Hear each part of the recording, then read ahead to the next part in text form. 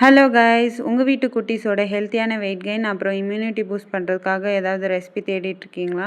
அப்போ இந்த nuts powder செஞ்சு எல்லா ஃபுட்டோடையும் மிக்ஸ் பண்ணி கொடுங்க. கண்டிப்பாக யூஸ்ஃபுல்லாக இருக்கும். என்னோட 12 மந்த் பேபிக்கு நான் எப்படி நட்ஸ் பவுடர் ரெடி பண்ணுறேங்கிறத தான் இந்த வீடியோவில் ஷேர் பண்ணியிருக்கேன்.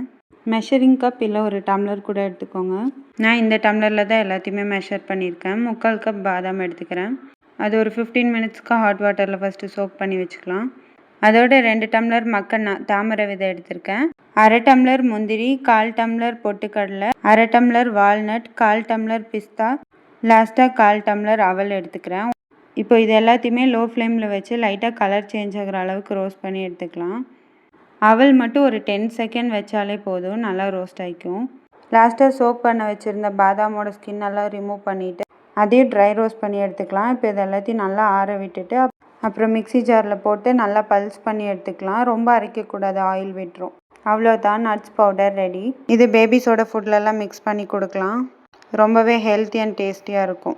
டீட்டெயில் மெஷர்மெண்ட் ஃபஸ்ட் கமெண்ட்லேயும் டிஸ்கிரிப்ஷன்லேயும் கொடுத்துருக்கேன். வேணுன்றவங்க செக் பண்ணி பாருங்கள்.